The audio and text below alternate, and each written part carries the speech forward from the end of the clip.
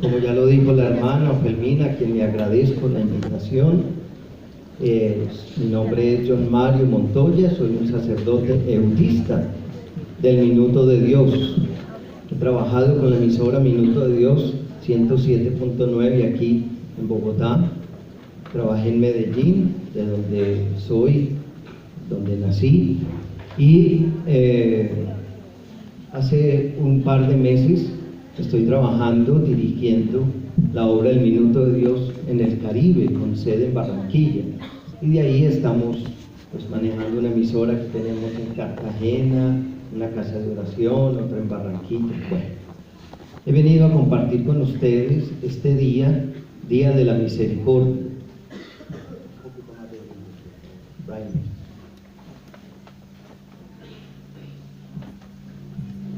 Bueno, y quisiera que hoy compartiéramos sobre la palabra de Dios. El Viernes Santo, en todas las iglesias, nosotros asistimos a un acto piadoso muy bonito en la tarde, que son las 7 palabras de Jesús en la cruz. ¿Recuerdan? Que son ¿cuáles? Yo tengo sed, Padre, ¿por qué me has abandonado? He ahí a tu madre. ¿Cuáles otras? ¿Por qué me has abandonado? ¿Cuál otra? Esa. Y nosotros tenemos como mentalizado esas 7 palabras de Jesús en la cruz y las reconocemos. Pero hay un peligro en la fe de los católicos, y es que la gente se queda en Viernes Santo. No va tanta gente a la Vigilia Pascual y a la Misa de Resurrección como va a la procesión del prendimiento, a las 7 palabras, a la procesión del Santo Sepulcro, porque pareciera que a nuestra religiosidad le gusta más el dolor, y a nuestra religiosidad le gusta más el sufrimiento, y a nuestra religiosidad le gusta más las situaciones difíciles. Por eso yo quisiera hoy compartir con ustedes, con base en la palabra de Dios, cuáles fueron las palabras que Jesús dijo al resucitar. Y estamos celebrando la resurrección del Señor. Hoy, que es también el Domingo de la Misericordia, instituido por San Juan Pablo II, es el segundo domingo de resurrección. Estamos en la Pascua, estamos celebrando la Pascua, estamos celebrando la resurrección, estamos celebrando la vida, estamos celebrando el triunfo de la vida sobre la muerte. Y yo quisiera en ese contexto que ustedes y yo meditáramos cuáles fueron algunas de las palabras que dijo Jesús resucitado cuando se apareció a los discípulos o a las mujeres o a algunos de los discípulos que iban ya camino a su tierra. Porque me parece que esas palabras deben definir lo que nosotros queremos vivir en este tiempo de Pascua, lo que nosotros queremos celebrar en este tiempo pascual. Y así como hay unas 7 palabras de Jesús en la cruz marcadas por el dolor, hay unas 7 palabras de Jesús resucitado marcadas por la esperanza. Así como hay 7 palabras de Jesús en sus últimos momentos de vida, también hay 7 palabras de Jesús lleno de vida. Y no nos quedemos solo con las palabras en la cruz, sino también vamos a las palabras del resucitado, que deben ser como un programa de vida, como la forma como el resucitado quiere que vivamos, la forma como el resucitado quiere que enfrentemos la vida. Porque es que la gente, perdónenme que les diga esto, no enfrenta la vida como resucitados, sino que la gente enfrenta la vida como crucificados. Y todavía hay gente que le dice a uno, es que yo vine a este mundo a sufrir. Y yo le digo, pues será usted mi hijita, porque yo vine fue a gozar. Yo vine fue a ser feliz. Yo no vine a ser un desgraciado. Yo vine fue a ser un ser dichoso, feliz.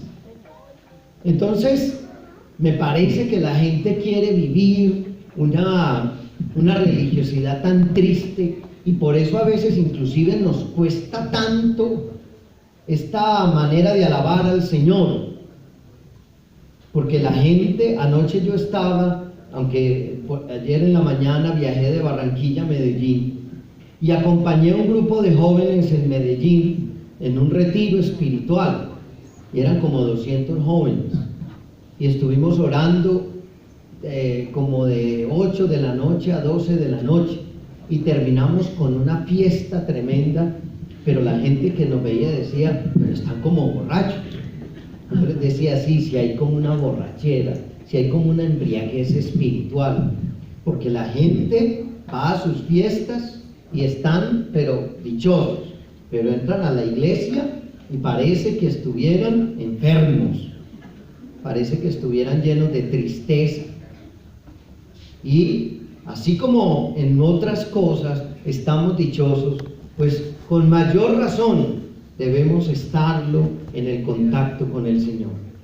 Así que yo voy a meditar en esta reflexión cuáles son las palabras de Jesús resucitado.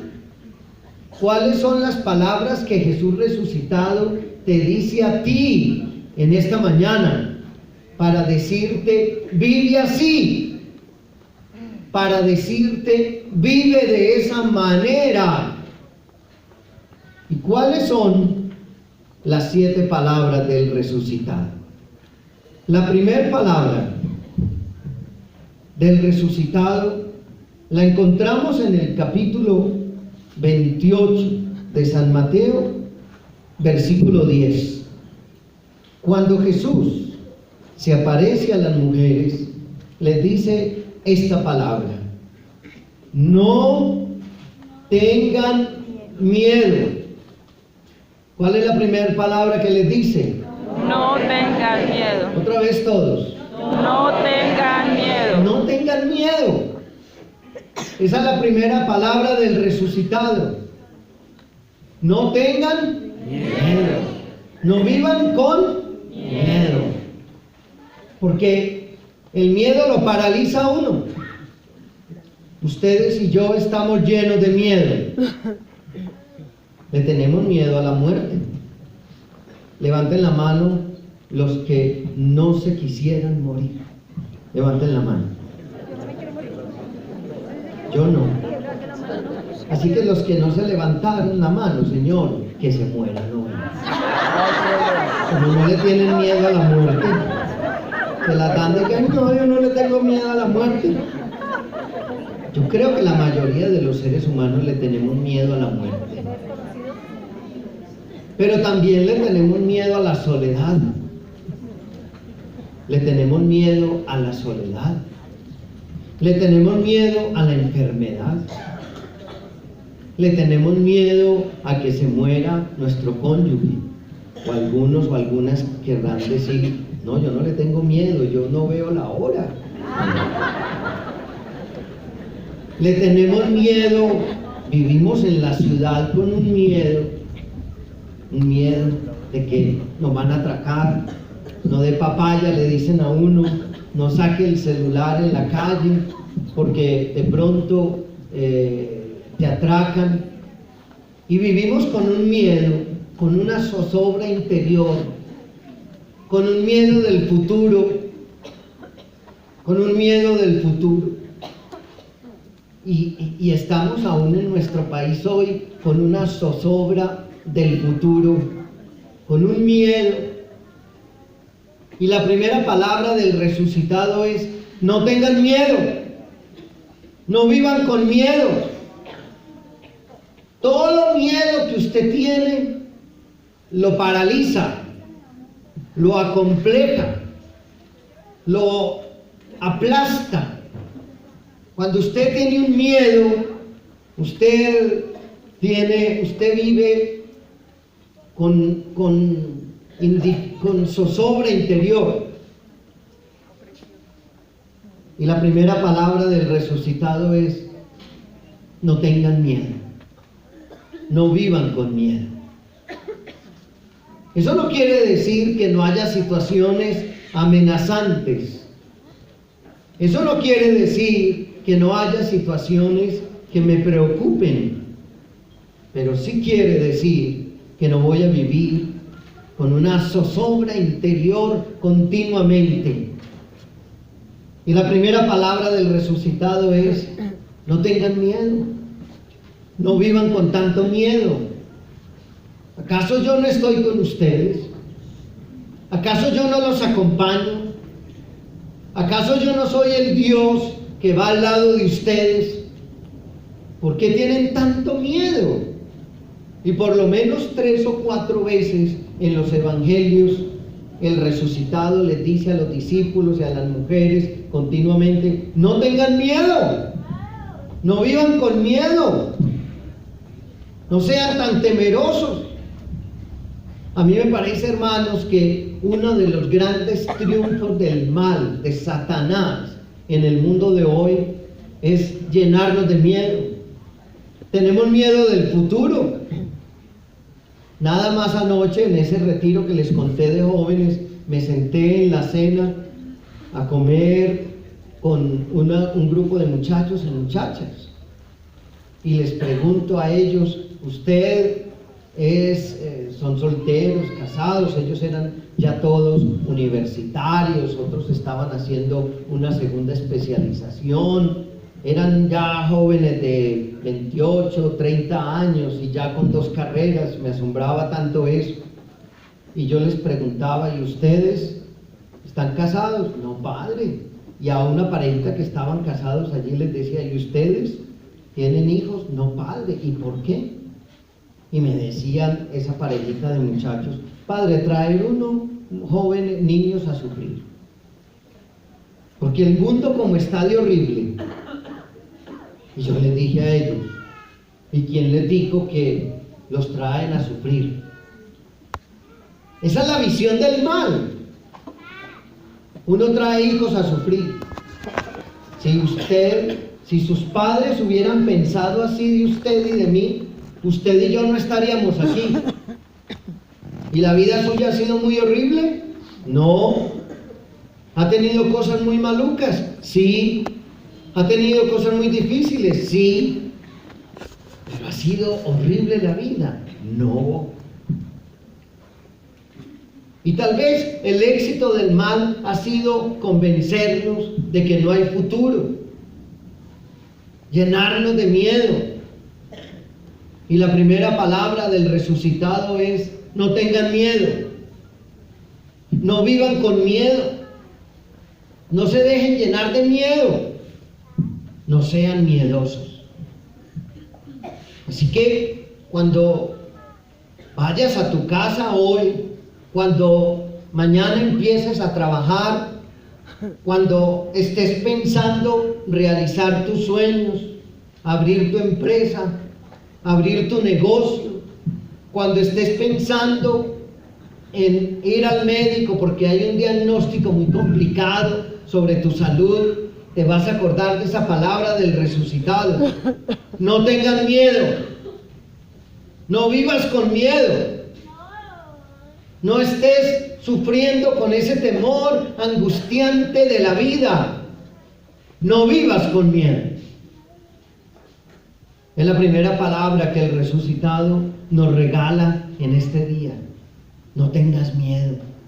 Y por eso te digo, cuando te vayas a enfrentar a lo que te tengas que enfrentar de ahora en adelante, recuerda esas palabras del resucitado: no tengan miedo, no vivas con miedo. Pero hay una segunda palabra del resucitado que está muy unida a esta, y está en el Evangelio de San Lucas, capítulo 24.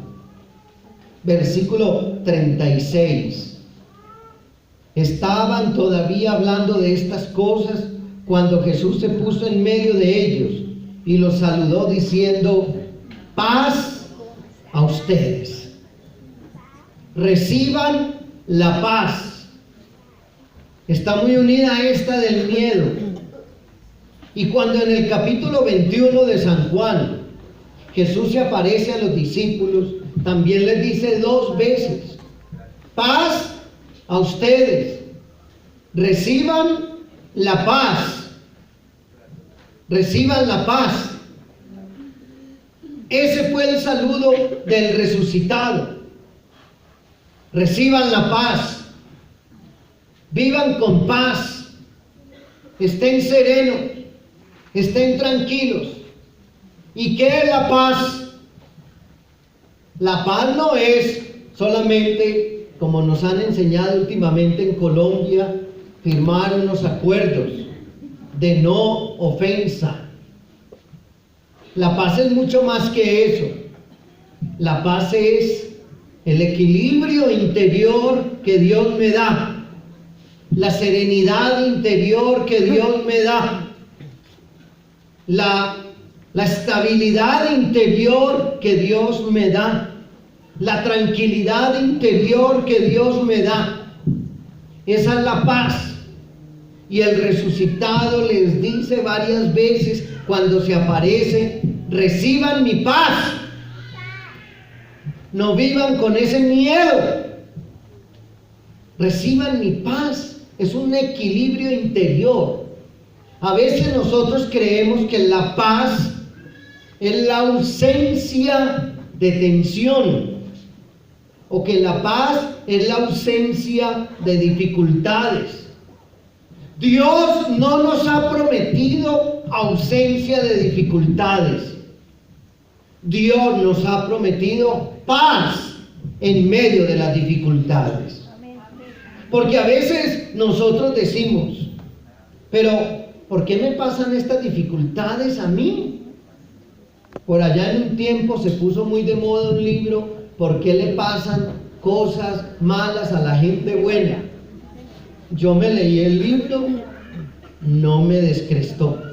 Tiene más título que contenido. Pero a veces la gente cree que como yo estoy en las cosas de Dios, entonces no me surgen problemas, no tengo dificultades. Dios no ha prometido que no haya tormenta. Ha prometido que en medio de la tormenta tienes paz. Eso es lo que Dios ha prometido. Conteste que de pronto es Dios que lo está llamando. Hace 2 años y 3 meses murió mi mamá. Y mi mamá era una viejita hermosa. Era, como decimos en Antioquia, mi parcera. Era mi confidente. Era mi amiga. Era mi feligresa. Era mi mamá. Y yo era su hijo. Mi mamá era simpatiquísima. Mi mamá, cuando yo llegaba a mi casa, me decía: bueno, mijo, de la puerta para la calle, sos el padre John Mario. Pero de la puerta para adentro, sos mi hijo John Mario. Así que de la puerta para afuera, vos mandás. Pero de la puerta para adentro, mando yo. Y cuando mi mamá muere, pues al sacerdote le toca celebrar la misa de la mamá. Y muchos sacerdotes no pueden celebrar la misa de la mamá. Uno se descompone mucho. Y tal vez, yo recuerdo que cuando fui a celebrar la misa de mi mamá, yo estaba tan descompuesto. Y mi superior me dijo: John Mario, yo voy a estar a tu lado. Si no puedes continuar la misa, yo la continúo por ti. Pero yo cuento esto varias veces. En el momento en que yo estaba para comenzar la misa, mis compañeros sacerdotes me pusieron las vestiduras sacerdotales y me pusieron el alba, la estola y la casulla, lo que llamamos nosotros en el lenguaje litúrgico eclesial, me revistieron, me pusieron las vestiduras de Cristo. Y saben una cosa, cuando a mí me pusieron las vestiduras sacerdotales, yo sentí como si una nube me hubiera bajado, como si una nube me hubiera cubierto, como si una nube me hubiera tapado, y sentí una paz. Pero esa paz era en medio de la tormenta, de haber perdido a mi vieja linda, a mi parcera. Y a los que están aquí yo les digo, especialmente a los jóvenes, no pierdas a tus padres, porque tú crees que tus amigos van a estar contigo toda la vida. Y tus amigos van a estar contigo por etapas o cuando estás bien. Pero los únicos que estarán toda la vida contigo son los de tu familia. Los demás se van. Pero cuando yo celebré la misa por mi mamá, yo tenía un dolor tan profundo, pero en medio de ese dolor, paz. En medio de esa pena, paz. En medio de esa zozobra interior, paz. Por eso yo creo en esta palabra del resucitado. Paz a ustedes. Reciban mi paz. ¿Y qué significa? Que en medio de las vicisitudes diarias de la vida, tengo una paz interior. Conozco mucha gente que le diagnostican una enfermedad, pero sienten un poco de angustia, pero tienen paz. No se desesperan. Y es que el signo de que uno está en las cosas de Dios es la paz. ¿Cómo se sabe que una persona está llena de Dios? Refleja paz, refleja tranquilidad en medio de las dificultades. Hay paz. El ateo se desespera. El creyente en medio del desespero tiene paz. El ateo se suicida. El creyente en situaciones extremas se siente acongojado, pero tiene paz. Hace pocos días me llaman y me dicen que un amigo mío de la universidad se había intentado suicidar. Y entonces me dijeron, ¿por qué no lo vas a visitar? Yo fui a visitarlo. Cuando yo llegué a visitarlo, este amigo mío tenía una pata por allá estirada, una mano por allá, otra por allá, no podía comer, lo tenían que alimentar con un pitillo, las piernas quebradas, los brazos quebrados. Y cuando yo entro, le digo, él se llama Ramón. Y yo le dije, Ramón, toda la vida que yo te conozco, desde la universidad, has sido bruto. Y él me miró como los que estaban con él. Y me dijo, ¿por qué? Y yo le dije, Ramón, porque si yo me voy a suicidar, yo no me tiro de un tercer piso. Yo me tiro de un octavo, de un 10º piso, porque la gente sabe que de un tercer piso uno no se mata, se quiebra. La próxima vez intenta lo mejor. Pero empezamos a hablar, empezamos a conversar, y yo empecé a orar sobre él. Y yo he conocido gente que ha tenido más crisis económicas que ese amigo mío, y no tienen la brutalidad de tirarse de un tercer piso. Porque cuando yo estoy en los caminos de Dios, hay tormenta, pero hay paz. Hay tormenta, pero hay paz. Dios muchas veces no calma las aguas, pero da paz, pero da tranquilidad. Y el signo de que una persona está en las cosas de Dios no es si canta, si aplaude, si salta, si danza, si ora en lenguas. El signo de que una persona está en Dios es que está llena de paz, aún en medio de situaciones críticas. Por eso les digo que el ateo se da un tiro en las situaciones críticas. El creyente en las situaciones críticas se pone de rodillas. Reciban mi paz. Pero hay una tercera palabra del resucitado. En el Evangelio de San Lucas, capítulo 24, versículo 38. Jesús les dijo: ¿por qué tienen esas dudas en su corazón? Es la tercera palabra del resucitado. ¿Por qué tienen tantas dudas? ¿Por qué dudan tanto? ¿Por qué después de todo lo que me han visto todavía tienen dudas en su corazón? ¿Por qué después de ver tantas cosas que yo he hecho tienen tantas dudas? Y esta palabra es la que el Señor nos dice en este día. ¿Por qué tienes tantas dudas? Y yo veo a la gente hoy dudando tanto de su fe católica.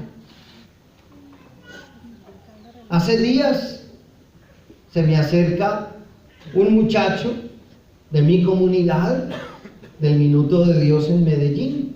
Él ya es médico, un médico muy prestigioso en la ciudad. Y me dice: John Mario, necesito hablar contigo. Y nos encontramos, nos tomamos un café y me dice lo siguiente: yo me voy a retirar de la Iglesia Católica. Y yo le dije: ¿por qué? Y me dijo: mira, estos escándalos que salieron en la W de curas. Yo le dije: mira, yo no volví a oír la W porque ahí hay mucha mentira. Hasta cancelé mi aplicación de la W, me pasé para la Blue. Y me dice: mira, yo me voy a salir de la Iglesia Católica porque mira, tanto escándalo de los curas. Y estábamos en un centro comercial y yo le dije: ven acá, acércate, que te voy a decir una cosa al oído. Y me dijo: ¿qué? Y yo le dije: ¿cuánto hace que vos te confesás conmigo? Y me dijo: exactamente, padre, hace 14 años tú eres mi director espiritual. Y yo le dije: oye, escúchame lo que te voy a decir. Y yo no me he retirado de la iglesia con todas las cochinadas que te he oído decir en 14 años de confesión. Ahora tú me dices que porque un cura comete una cosa horrible, tú te vas a salir de la Iglesia Católica. Yo no me voy a salir de la Iglesia Católica porque te he oído de todo. Y yo no me salgo de la Iglesia Católica, aunque te haya oído decir cosas terribles. Te las recuerdo, le dije. No, quédate ahí. Porque que yo me voy a salir de la iglesia. Por eso Jesús le dice a los discípulos: ¿por qué tienen tantas dudas? Dudas de lo que Dios ha hecho en tu vida. El Papa Francisco en la exhortación apostólica, la alegría del Evangelio, habla de un peligro de la fe. Dice que la gente hoy sufre de Alzheimer espiritual. ¿Y qué es el Alzheimer espiritual? El Alzheimer es cuando usted está así y le dice a sus hijos: ustedes han visto mis gafas, y las tienen puestas, como una amiga mía. Una amiga mía me llama por teléfono, comenzamos a conversar y ella me dice: padre, es que me voy a meter al ascensor del edificio y puede que la señal se dañe. No, ella, cuando estaba bajando el ascensor, me dice: ay padre, me toca devolverme al apartamento.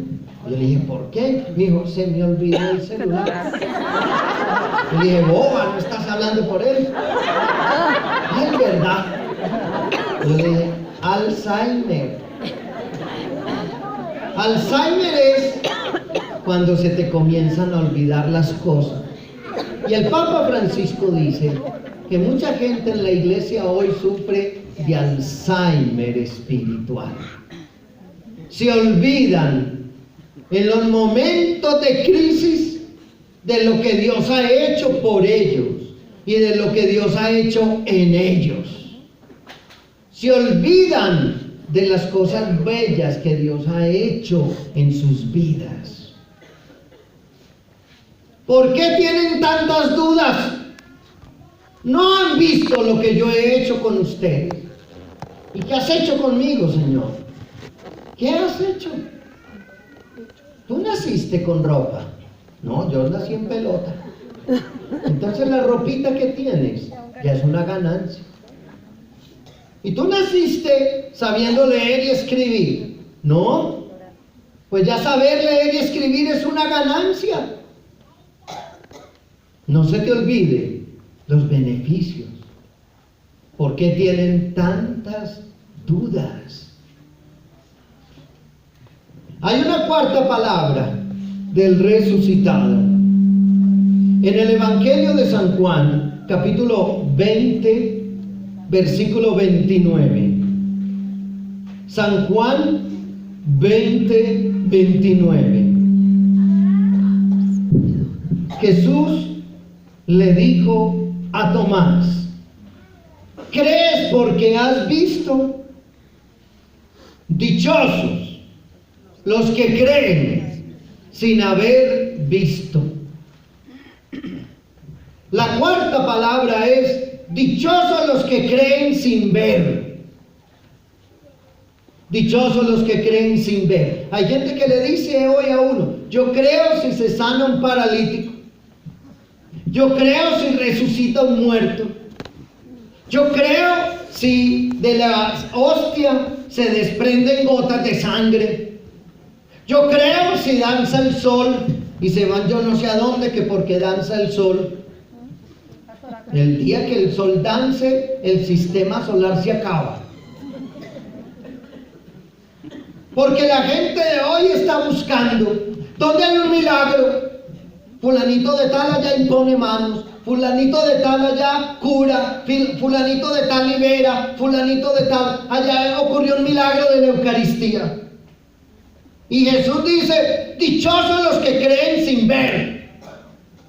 La fe no está en el ámbito de las demostraciones, sino que la fe está en el ámbito de la convicción. Hay gente que le dice a uno: padre y hermano, vamos a hacer una peregrinación a Italia, donde la hostia se convirtió en sangre o en carne y los milagros eucarísticos. Vamos. Y yo le digo: no, yo no voy a gastar mi plata en eso. ¿Por qué? Porque todos los días en el altar ocurre un milagro eucarístico. Todos los días yo tengo un milagro en la Eucaristía. Yo no necesito ver para creer. Yo tengo la convicción de que el Señor está presente en la Eucaristía. Y hay un problema en los católicos de hoy: si no veo, no creo. Y hoy es el Evangelio de Tomás, igual. Si yo no veo, no creo. Si no hay sanaciones, no creo. Si no hay liberaciones, no creo. Y la palabra de Jesús es: dichosos los que creen sin haber visto. Dichosos, son felices los que creen sin ver. La fe no necesita demostraciones. La fe necesita convicciones. Y por eso esa palabra es: dichosos los que creen sin ver. No necesitan que les estén demostrando. Perdónenme lo que les voy a decir, pero para mí los católicos hoy nos hemos vuelto que queremos ver milagros por todas partes, apariciones por todas partes. Le mandan a uno fotos. Tú no ves, padre, que en esta foto se apareció un ángel. Yo no necesito de eso para creer. Yo no necesito de eso para creer. Dichosos los que creen sin haber visto. La fe es más un ámbito de sencillez. La fe no necesita demostraciones. Hay una quinta palabra del resucitado, y es esta. En el Evangelio de San Juan, capítulo 20, versículo 22. San Juan 20, 22. Y soplando sobre ellos les dijo: reciban el Espíritu Santo. Es una palabra maravillosa. Reciban el Espíritu Santo. El gran regalo del resucitado es el Espíritu Santo. Ese es el gran regalo del resucitado, el Espíritu Santo. Por eso, cuando el Evangelio de San Juan dice que Jesús muere en la cruz, dice: exhaló su espíritu. ¿Qué significa exhaló? Entregó su espíritu, donó su espíritu. Y cuando Jesús se aparece a los discípulos, les sopla. ¿Y qué significa eso que sopla? Nos recuerda la primera creación. Cuando Dios sopla sobre Adán y le comunica vida, y Adán tiene vida.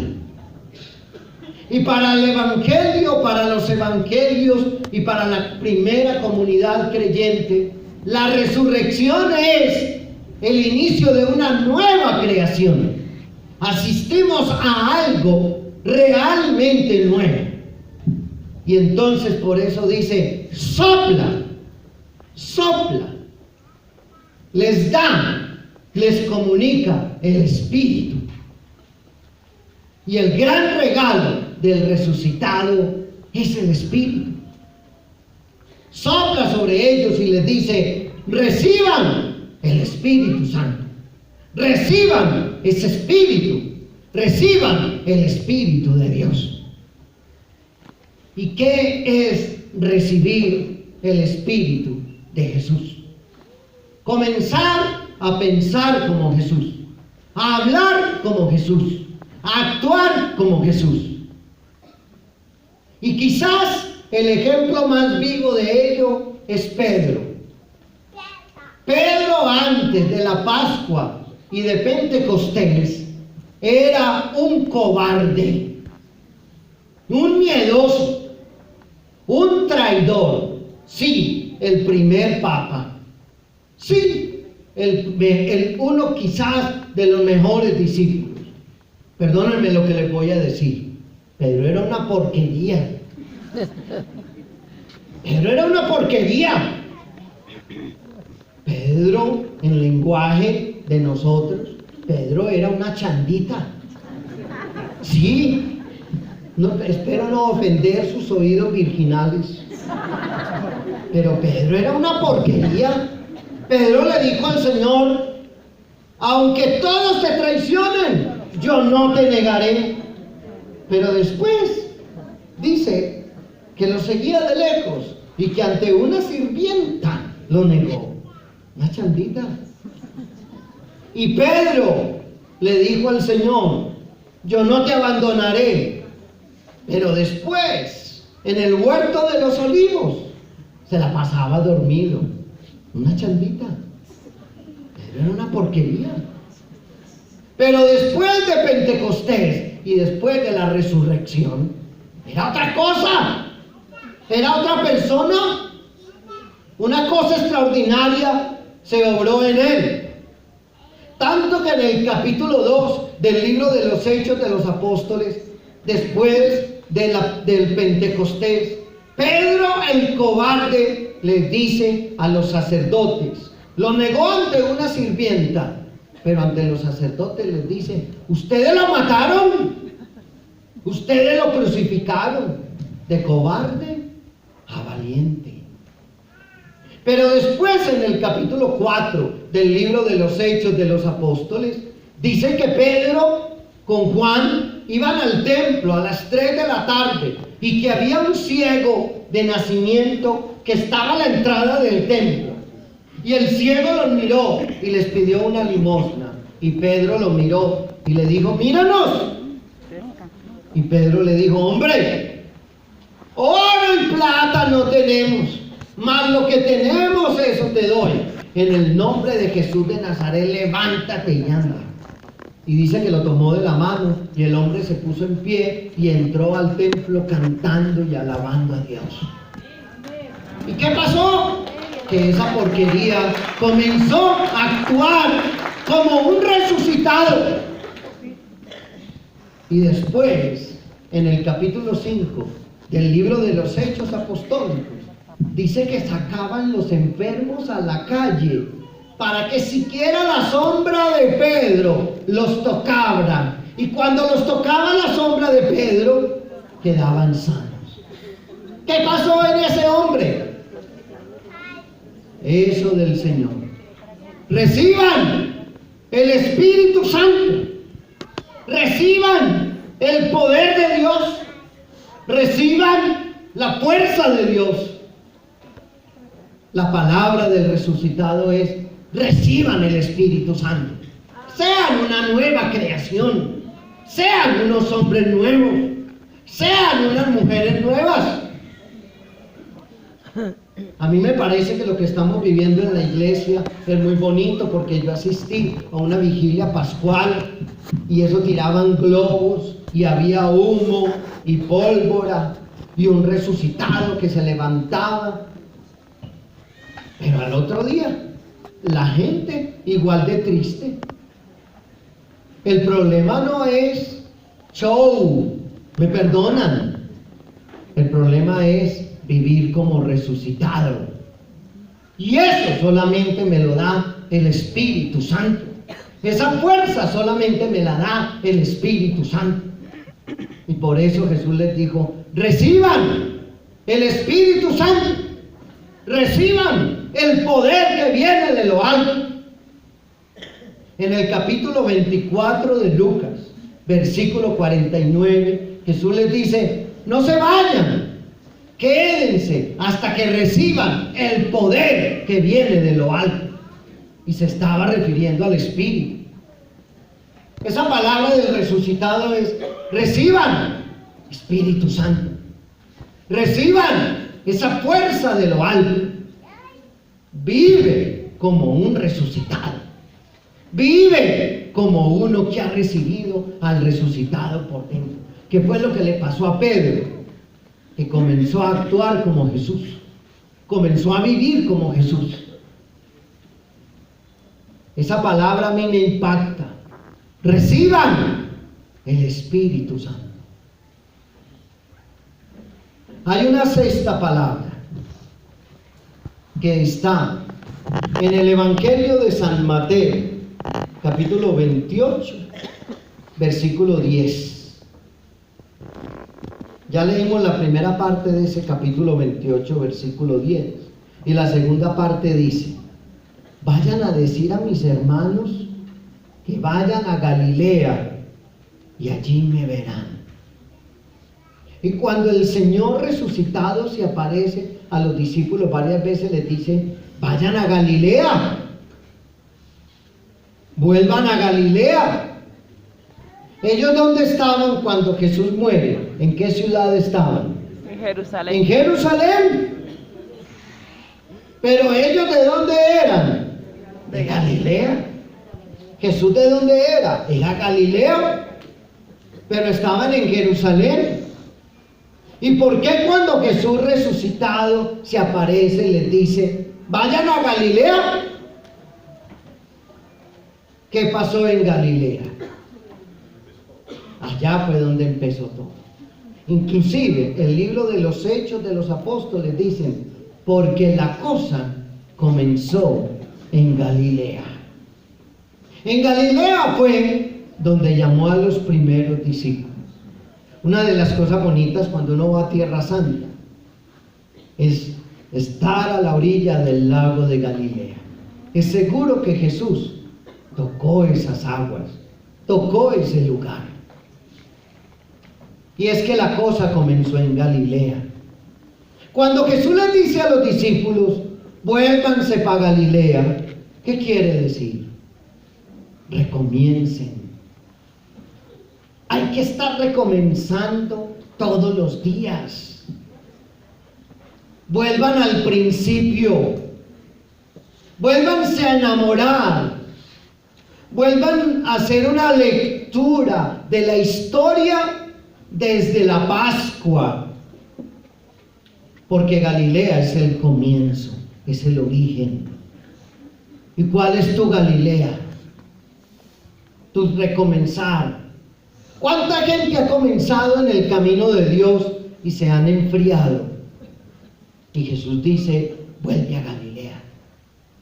¿Cuánta gente ha perdido el entusiasmo por la fe?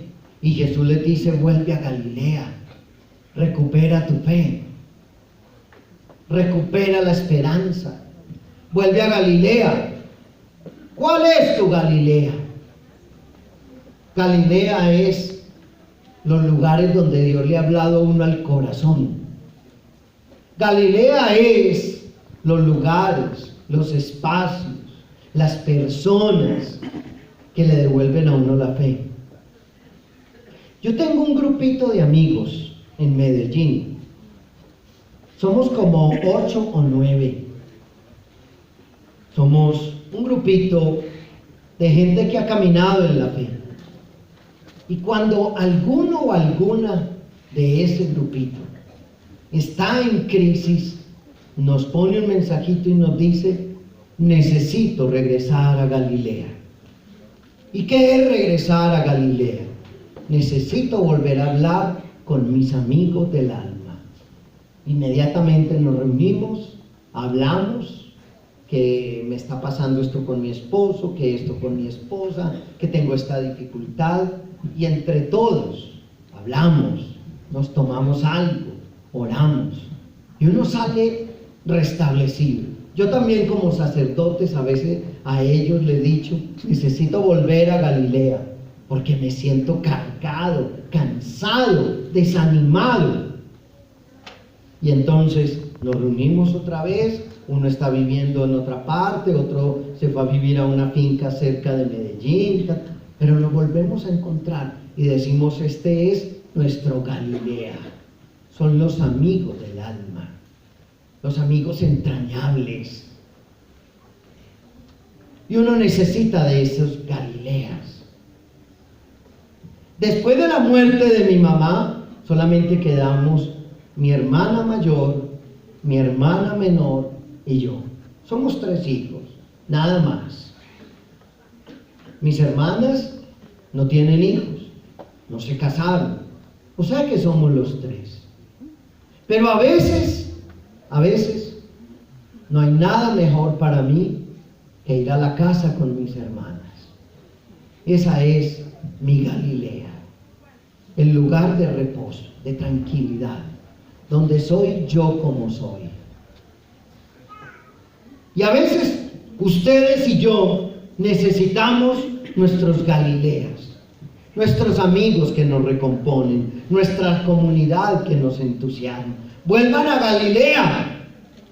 Cuando sientan que están perdiendo la fe, vuelvan al Galilea, a la comunidad, a los hermanos, a los amigos, a los lugares entrañables.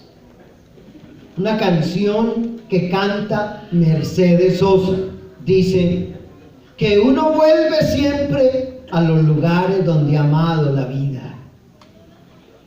Y yo recorro el mundo y he vivido aquí en Bogotá y amo Bogotá.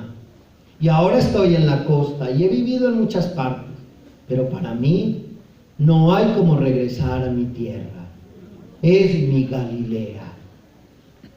Y todos nosotros necesitamos espacios, lugares reconfortantes, como la familia, como ciertos lugares. Cuando estudié en Roma, estaba desesperado. Había en la Catedral de San Pedro en Roma, esa capilla es desesperante. La cantidad de gente, allá no va gente porque tengan fe, sino que van a ver las esculturas. Pero el Papa Juan Pablo II, en un costado, puso una capillita de adoración. Y allá habían unas religiosas dedicadas a la adoración perpetua al Santísimo. Y en medio de ese bullicio de la Catedral de San Pedro, estaba esa capillita hermosa. Y habían unas cortinas pesadísimas que no dejaban pasar el ruido. Y cuando uno corría esas cortinas y entraba a ese lugar, ¡wow!, del bullicio a la paz. Y cuando yo estaba desesperado a veces, porque es muy duro estar lejos del país de uno y empezar a hablar otra lengua y empezar a pensar de otra manera, sentía, tengo que ir a mi Galilea. Y mi Galilea era ese espaciecito en la Catedral de San Pedro, que era mi lugar de recomposición. Y tal vez el Señor a ustedes y a mí nos puede estar diciendo hoy: vuelve a tu Galilea, vuelve a tu Galilea, vuelve a tu Galilea. Y hay una última palabra, la séptima. Dice así el Señor en el Evangelio de San Mateo, capítulo 28, versículo 19. Vayan pues a la gente de todas las naciones y háganlas mis discípulos, bautícenlas en el nombre del Padre, del Hijo y del Espíritu Santo, y enséñenles a obedecer todo lo que les he mandado a ustedes. Por mi parte, yo estaré con ustedes hasta el final de los tiempos. Palabra de Dios. Alabamos, Señor. Y la séptima palabra del resucitado es: vayan, vayan, prediquen, vayan, lleven el Evangelio, vayan, no se encierren. Cómo me encanta cuando el Papa Francisco nos dice a los curas y a las monjas: salgan de las sacristías, salgan de los conventos, vayan a callejear la fe, lleven la fe a la calle. Yo les dije a mis muchachos de Medellín, les dije un día eso, les dije: muchachos, hagan algo, vayan. Recordando esas palabras del Papa Francisco en Río de Janeiro, cuando les dijo a los jóvenes: ¡armen lío! Y mis muchachos un día me dijeron: padre, vamos a armar un lío espiritual. Y el grupo de jóvenes eran como 160, 180.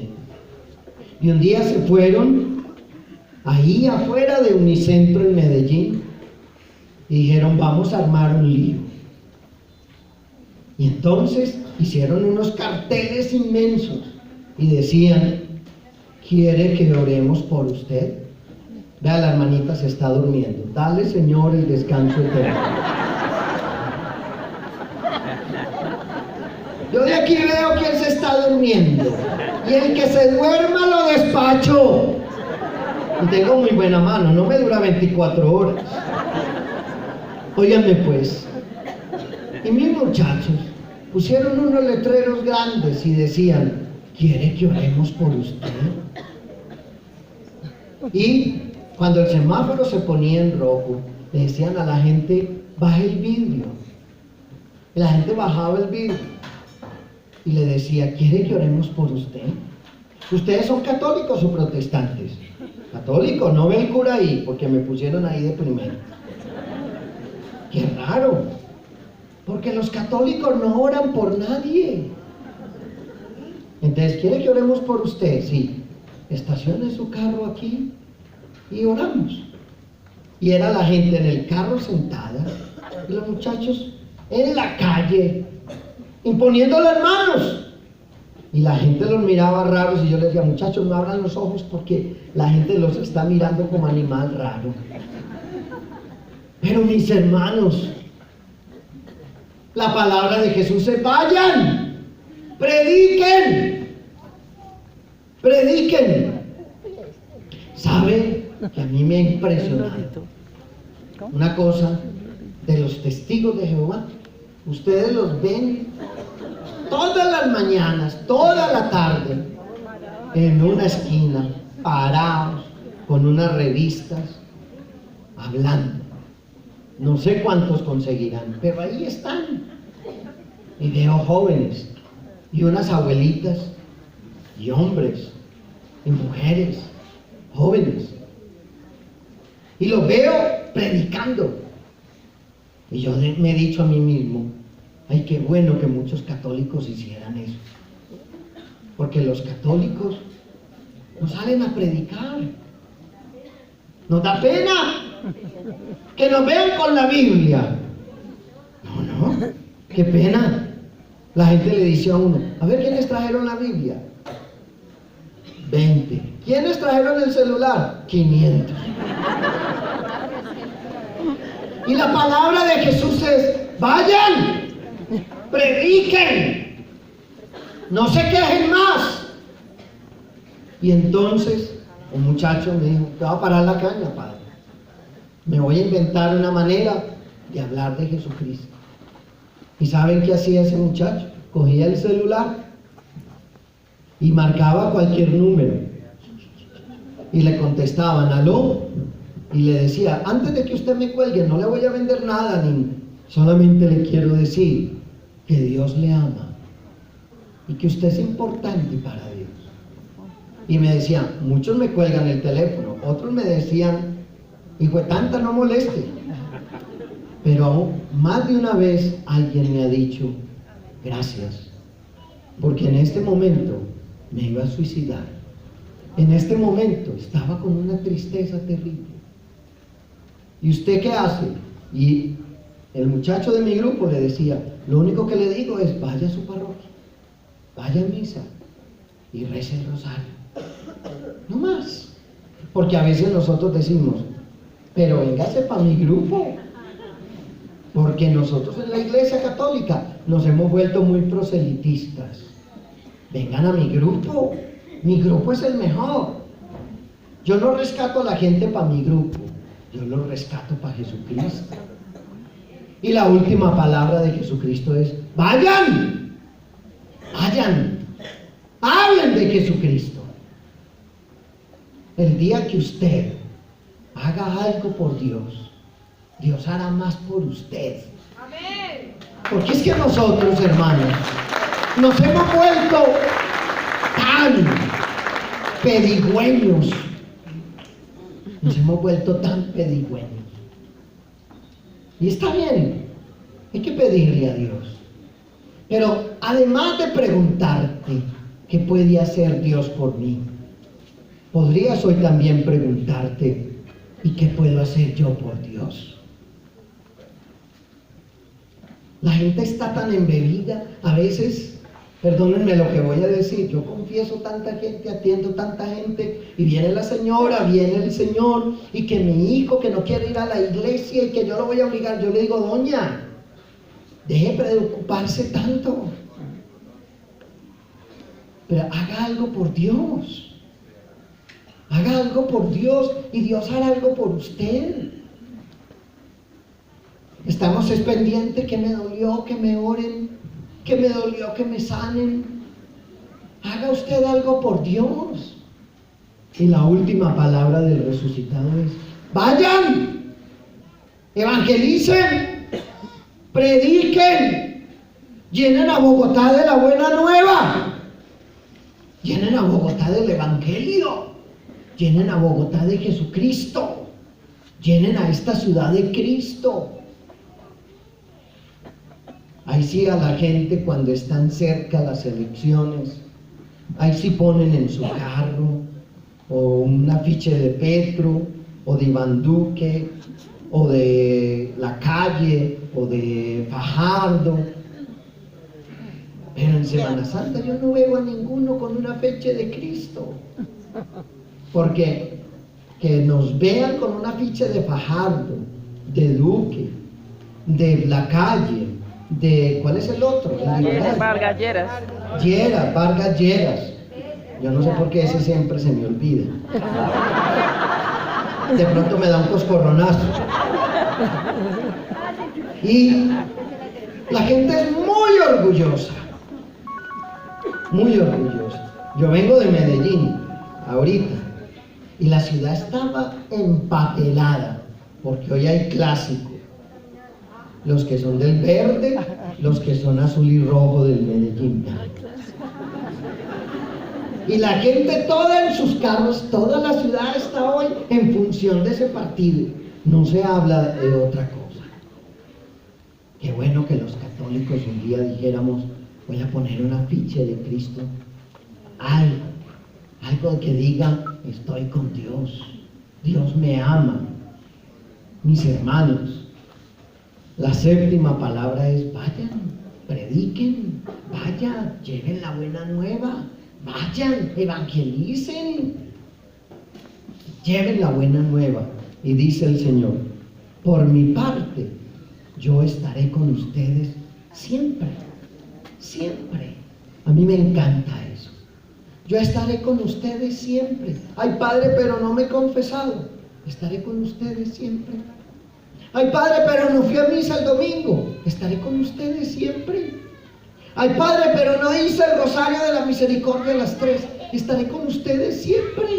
Ay, Padre, pero no dije los 1000 Jesuses el 3 de mayo. Estaré con ustedes siempre. Ay, Padre, pero no fui a 7 monumentos el Jueves Santo. Estaré con ustedes siempre. Porque uno cree que Dios está con uno si uno a las 3 de la tarde reza el rosario de la misericordia. Uno cree que Dios está con uno si va a 7 monumentos el jueves. Eso es muy bueno hacerlo, pero Él no condiciona estar con uno a nada. Estaré con ustedes siempre. Los acompañaré siempre. ¿Cuáles son las palabras del resucitado? Las palabras del resucitado son: no tengan miedo. La segunda palabra: paz a ustedes. La tercera palabra: ¿por qué tienen dudas? La quinta palabra: dichosos los que creen. La cuarta: dichosos los que creen sin haber visto. La quinta: vayan a Galilea. La sexta: bueno, el orden que importa. La sexta: reciban el Espíritu Santo. Y la séptima: vayan y prediquen el Evangelio, que yo estaré siempre con ustedes. Guárdate esas palabras y vive de acuerdo con esas palabras. Así que, mis hermanos, pongan las manos sobre las rodillas, con las palmas hacia arriba. Voy a invitar